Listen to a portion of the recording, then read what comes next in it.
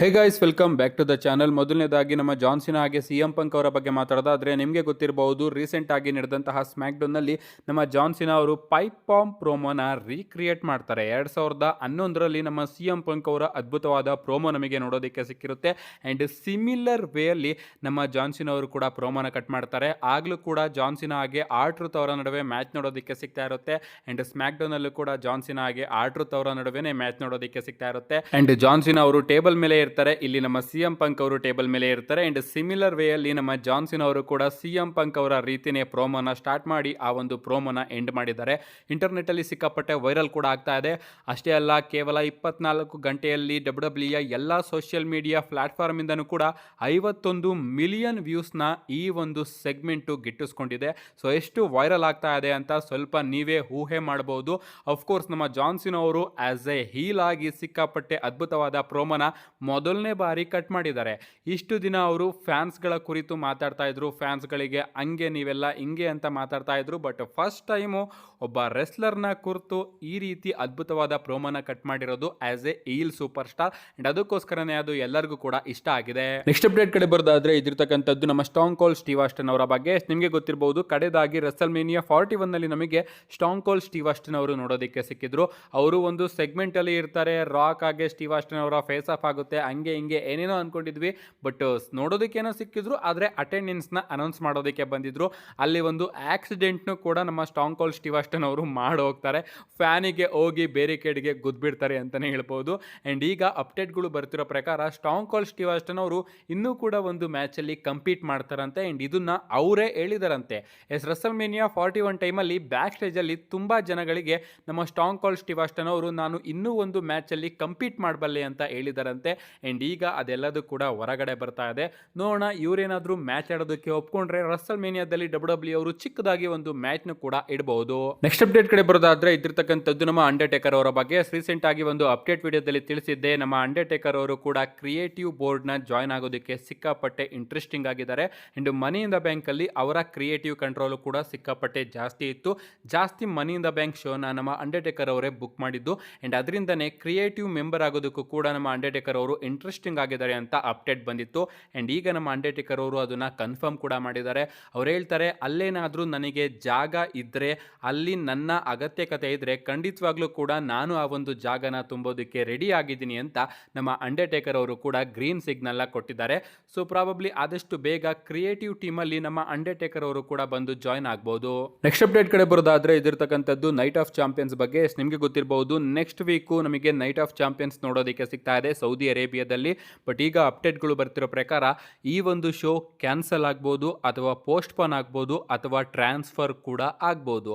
ಇದರ ಚಾನ್ಸಸ್ಸು ಜಾಸ್ತಿ ಕಾಣಿಸ್ತಾ ಇದೆ. ಅದಕ್ಕೆ ಮೇನ್ ರೀಸನ್ ಏನಪ್ಪಾ ಅಂದರೆ, ನಿಮಗೆ ಗೊತ್ತಿರಬಹುದು, ಇರಾನ್ ಹಾಗೆ ಇಸ್ರೇಲ್ ಅವರ ನಡುವೆ ಒಂದು ಯುದ್ಧ ಈಗ ನಡೀತಾ ಇದೆ. ಅಂಡ್ ಆ ಒಂದು ಯುದ್ಧದಲ್ಲಿ USA ಹೋಗಿ ಇರಾನ್ನ ಸಪೋರ್ಟ್ ಮಾಡಿದೆ. ಅಂಡ್ USA ಅವರು ಇರಾನ್ನ ಸಪೋರ್ಟ್ ಮಾಡ್ತಾ ಇಸ್ರೇಲ್ ಮೇಲೆ ಅಟ್ಯಾಕ್ ಕೂಡ ಮಾಡಿದ್ದಾರೆ. ಅಂಡ್ ಇದರಿಂದ ಇಸ್ರೇಲ್ ಅವರು ಓಪನ್ ಆಗಿ ವಾರ್ನಿಂಗ್ನ ಕೊಟ್ಟಿದ್ದಾರೆ, ಅಮೇರಿಕನ್ಸ್ನ ನಾವು ಸುಮ್ಮನೆ ಬಿಡೋದಿಲ್ಲ ಅಂತ. ಆ್ಯಂಡ್ ಇಸ್ರೇಲು ಸೌದಿ ಅರೇಬಿಯಾ ಪಕ್ಕನೇ ಇರೋದ್ರಿಂದ ಸೊ ಅಲ್ಲಿಗೆ WWE ಸೂಪರ್ ಸ್ಟಾರ್ಸ್ ಏನಾದರೂ ಬಂದರೆ ಅಲ್ಲೂ ಕೂಡ ಪ್ರಾಬ್ಲಮ್ಸ್ಗಳು ಆಗ್ಬೋದು ಅಂತ ಅಪ್ಡೇಟ್ಗಳು ಬರ್ತಾ ಇದೆ. ಈ ಯುದ್ಧ ಪದ ನನಗೇನು ಅಷ್ಟೊಂದೇನು ಇಂಟ್ರೆಸ್ಟ್ ಇಲ್ಲ, ಯಾಕಂದರೆ ಸಿವಿಲಿಯನ್ಸ್ಗಳೇ ಜಾಸ್ತಿ ಇದರಲ್ಲಿ ಬಲಪಶು ಆಗೋದು. ಆದರೂ ಕೂಡ ಆ ದೇಶದಲ್ಲಿ ಏನಾಯಿತು ನನಗೆ ಗೊತ್ತಿಲ್ಲ. ಬಟ್ ನಮ್ಮ ದೇಶದಲ್ಲಿ ಪಾಕಿಸ್ತಾನ ಹಾಗೆ ನಮ್ಮ ನಡುವೆ ಯುದ್ಧ ಆಗಿತ್ತು. ಆ್ಯಂಡ್ ನಾವು ಆರಾಮಾಗಿ ಜಯಬೇರಿ ಬಾರಿಸಿದ್ದೀವಿ. ಮಧ್ಯೆ ಸೀಸ್ ಫೈರ್ ಅಂತ ಹಾಕಿದ್ದಾರೆ. ಬಟ್ ಎಲ್ಲರಿಗೂ ಕೂಡ ಗೊತ್ತು ಅದು ಏನಕ್ಕೆ ಹಾಕಿದ್ರು ಅಂತ. ಏನೇ ಆಗಲಿ, ನಮಗೆ ಗೊತ್ತು ನಮ್ಮ ಕಂಟ್ರಿಲಿ ಎಂಥ ಅನ್ಯಾಯ ಆಯಿತು ಅಂತ. ಅಲ್ಲಿ ಏನಾಯಿತು ಅಂತ ನಮಗೆ ಗೊತ್ತಿಲ್ಲ. ಸದ್ಯಕ್ಕೆ ಅಲ್ಲಿ ಯುದ್ಧ ಆಗ್ತಿರೋದ್ರಿಂದ USA ಸಪೋರ್ಟು ಇರಾನ್ಗೆ ಇರೋದ್ರಿಂದ ಇಸ್ರೇಲ್ ಅವರು ಈ ರೀತಿ ವಾರ್ನಿಂಗ್ನ ಕೊಟ್ಟಿದ್ದಾರೆ. ಆ್ಯಂಡ್ ಅದರಿಂದ ನೈಟ್ ಆಫ್ ಚಾಂಪಿಯನ್ಸು ಪೋಸ್ಟ್ಪೋನ್ ಆಗ್ಬೋದು, ಕ್ಯಾನ್ಸಲ್ ಆಗ್ಬೋದು, ಅಥವಾ ಟ್ರಾನ್ಸ್ಫರ್ ಕೂಡ ಆಗಿ ಸೌದಿ ಅರೇಬಿಯಾದಲ್ಲಿ ಆಗದಲೇ USA ಆಗ್ಬೋದು. ಸದ್ಯಕ್ಕೆ ಯಾವುದೇ ರೀತಿಯ ಕನ್ಫರ್ಮೇಷನ್ ಇಲ್ಲ. ಪ್ರತಿ ವರ್ಷನೂ ಕೂಡ ಸೌದಿ ಅರೇಬಿಯಾಗೆ ಹೋಗಬೇಕಾದ್ರೆ ಈ ರೀತಿ ಅಪ್ಡೇಟ್ ಬರುತ್ತೆ. ಒಂದು ಅಲ್ಲಿ ಪ್ರವಾಹ ಆಗ್ತಾ ಇದೆ ಅಂತ ಕ್ಯಾನ್ಸಲ್ ಆಗ್ಬೋದು ಅಂತ ಅಪ್ಡೇಟ್ ಬರುತ್ತೆ, ಅಥವಾ ಫ್ಲೈಟ್ ಸಿಗ್ತಾ ಇಲ್ಲ ಅಂತಲೂ ಕೂಡ ಕ್ಯಾನ್ಸಲ್ ಆಗ್ಬೋದು ಅಂತ ಅಪ್ಡೇಟ್ ಸಿಗುತ್ತೆ. ಆ್ಯಂಡ್ ಈಗ ಯುದ್ಧ ನಡೀತಿರೋದ್ರಿಂದ ಕ್ಯಾನ್ಸಲ್ ಆಗ್ಬೋದು ಅಥವಾ ಟ್ರಾನ್ಸ್ಫರ್ ಆಗ್ಬೋದು ಅಂತ ಅಪ್ಡೇಟ್ಗಳು ಬರ್ತಾ ಇದೆ. ನಮ್ಮ ನೆಕ್ಸ್ಟ್ ಅಪ್ಡೇಟ್ ಕಡೆ ಬರೋದಾದ್ರೆ ಇದ್ದಿರ್ತಕ್ಕಂಥದ್ದು CM ಪಂಕ್ ಅವರ ಬಗ್ಗೆ. ರೀಸೆಂಟ್ ಆಗಿ ಸಮ್ಮರ್ ಸ್ಲ್ಯಾಮ್ನ ಕಿಕ್ ಆಫ್ ಇವೆಂಟ್ ಕೂಡ ನೋಡೋದಕ್ಕೆ ಸಿಕ್ತು. ಸಮ್ಮರ್ ಸ್ಲ್ಯಾಮ್ನ WWE ಅವರು ಅನೌನ್ಸ್ ಮಾಡೋದಕ್ಕೆ, ದೊಡ್ಡದಾಗಿ ಬಿಲ್ಡ್ ಮಾಡೋದಕ್ಕೆ ಈ ಒಂದು ಕಿಕ್ ಆಫ್ ಇವೆಂಟ್ನ ಮಾಡ್ತಾರೆ. ಆ್ಯಂಡ್ ಇಲ್ಲಿ ನಮಗೆ CM ಪಂಕ್ ಅವರ ಪ್ರೋಮೋ ಕೂಡ ನೋಡೋದಕ್ಕೆ ಸಿಗುತ್ತೆ. CM ಪಂಕ್ ಅವರು ನೀಟಾಗಿ ಬಂದು ಜಾನ್ ಜಾನ್ಸಿನಾ ಅವರ ಪೈಪ್ ಬಾಂಬ್ ಪ್ರೋಮೋ ಬಗ್ಗೆ ರಿಯಾಕ್ಷನ್ನ ಕೊಡ್ತಾರೆ. ಅವ್ರು ಹೇಳ್ತಾರೆ, ಜಾನ್ಸಿನಾ ಅವರು ಹೇಳಿದಂತಹ ಅಷ್ಟು ವಿಚಾರದಲ್ಲಿ ಒಂದೇ ಒಂದು ನಿಜ ಇದ್ದಿದ್ದೇನಪ್ಪ ಅಂದರೆ, ಅವನು ನನ್ನನ್ನು ನೋಡಿ ಜಲಸಿ ಪಡ್ತಾನೆ, ಅಂದರೆ ನನ್ನನ್ನು ನೋಡಿ ಹೊಟ್ಟೆ ಉರ್ಕೋತಾನೆ ಅಂತ. ಆ್ಯಂಡ್ ಈಗಲೂ ಕೂಡ ಹೇಳ್ತೀನಿ, ಜಾನ್ಸಿನಾ ಅವರ ಲೆವೆಲ್ಗೆ ಬರೋದಕ್ಕೆ ರ್ಯಾಂಡಿ ಆರ್ಟನ್ ಅವರ ಕೈಯಿಂದ ಮಾತ್ರ ಸಾಧ್ಯ. ಆ್ಯಂಡ್ ರ್ಯಾಂಡಿ ಆರ್ಟನ್ ಹಾಗೆ ಜಾನ್ಸಿನಾ ಅವ್ರಿಗೂ ಕೂಡ ಒಂದು ಡಿಫ್ರೆಂಟ್ ಇದೆ. ಆ ಡಿಫ್ರೆನ್ಸ್ ಏನಪ್ಪ ಅಂದರೆ, ಜಾನ್ಸಿನಾ ಅವರ ರೀತಿ ರ್ಯಾಂಡಿ ಆರ್ಟನ್ ಅವರು ತನ್ನ ಆತ್ಮನ ರಾಕ್ ಅವರಿಗೆ ಮಾರಾಟ ಮಾಡಿಲ್ಲ ಅಂತ ನಮ್ಮ CM ಪಂಕ್ ಅವರು ಹೇಳಿದ್ದಾರೆ. ಆ್ಯಂಡ್ CM ಪಂಕ್ ಅವರು ರೆಗ್ಯುಲರ್ ಆಗಿ ರಾಕ್ ಅವರ ನೇಮ್ನ ಡ್ರಾಪ್ ಮಾಡ್ತಾ ಇದ್ದಾರೆ.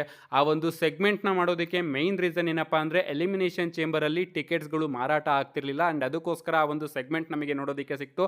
ಬಟ್ ಫ್ಯೂಚರಲ್ಲಿ ನಮ್ಮ ರಾಕ್ ಅವ್ರೇನಾದರೂ ಬಂದರೆ ಪ್ರಾಬಬ್ಲಿ ಆ ಒಂದು ಸೆಗ್ಮೆಂಟ್ನ ಕನೆಕ್ಷನ್ನ WWE ಅವರು ತೋರಿಸ್ಬೋದು. ಆ್ಯಂಡ್ ಈಗ ರೆಗ್ಯುಲರ್ ಆಗಿ ರಾಕ್ ಅವರ ನೇಮು ಡ್ರಾಪ್ ಆಗ್ತಿರೋದ್ರಿಂದ ಆ ಒಂದು ಕಾಲ ಆದಷ್ಟು ಬೇಗ ಬರುತ್ತೆ ಅಂತ ಅನಿಸುತ್ತೆ. ಆ್ಯಂಡ್ ಬರಲಿ ಅಂತ ಕೇಳ್ಕೊಳ್ಳೋಣ. ನಮ್ಮ ನೆಕ್ಸ್ಟ್ ಏನು ಫೈನಲ್ ಅಪ್ಡೇಟ್ ಕಡೆ ಬರೋದಾದರೆ ಇದಿರ್ತಕ್ಕಂಥದ್ದು ನಮ್ಮ ಜಾನ್ಸಿನಾ ಅವರ ಬಗ್ಗೆ. ನಮ್ಮ ಜಾನ್ಸಿನಾ ಅವರು ಕೂಡ ಆ ಒಂದು ಕಿಕ್ ಆಫ್ ಇವೆಂಟಲ್ಲಿ ನಮಗೆ ನೋಡೋದಕ್ಕೆ ಸಿಗ್ತಾರೆ.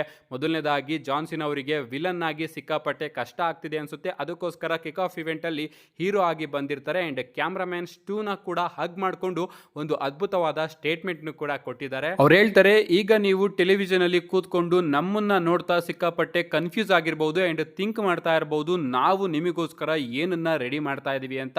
ಅದು ನಿಮಗೆ ನೋಡಬೇಕು ಅಂದರೆ ನೀವು ನೈಟ್ ಆಫ್ ಚಾಂಪಿಯನ್ಸ್ನ ಖಂಡಿತವಾಗ್ಲೂ ನೋಡಬೇಕು. ಯಾಕಂದರೆ ನೈಟ್ ಆಫ್ ಚಾಂಪಿಯನ್ಸ್ ನಿಜವಾಗ್ಲೂ ಕೂಡ ಒಂದು ಗ್ರೇಟ್ ಇವೆಂಟ್ ಆಗಲಿದೆ.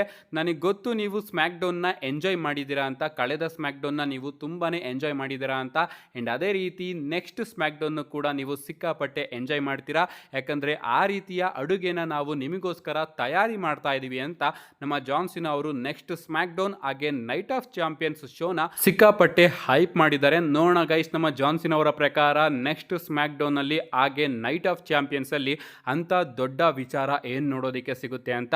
ನನಗಂತೂ ಸಿಕ್ಕಾಪಟ್ಟೆ ಇಷ್ಟ ಆಗ್ತಾ ಇದೆ ಈ ಒಂದು ವಿಚಾರ. ನಮ್ಮ ಜಾನ್ಸಿನಾ ಅವರು ಹೇಳಿದ್ದಾರೆ ಅಂದರೆ ಅದರಲ್ಲಿ ಚೂರಾದರೂ ನಿಜ ಇರುತ್ತೆ ಅನ್ಕೋತೀನಿ. ಅದರಲ್ಲೂ ಕಳೆದ ಸ್ಮ್ಯಾಕ್ ಡೌನ್ನ ನಾನಂತೂ ಸಿಕ್ಕಾಪಟ್ಟೆ ಎಂಜಾಯ್ ಮಾಡಿದ್ದೀನಿ. ನೋಡಬೇಕು final smack down before knight of champions ಹಾಗೆ ನೈಟ್ ಆಫ್ ಚಾಂಪಿಯನ್ಸ್ ಶೋ ಯಾವ ರೀತಿ ಟ್ವಿಸ್ಟೆಡ್ ಮುಖಾಂತರ ಕೂಡಿರುತ್ತೆ ಅಂತ. ನಿಮ್ಗೇನು ಅನಿಸುತ್ತೆ ಇದ್ರ ಬಗ್ಗೆ? ನಿಮ್ಮ ಅನಿಸಿಕೆನ ಕಮೆಂಟ್ ಮಾಡಿ ಅಂತ ಹೇಳ್ತಾ, see you guys in my next video.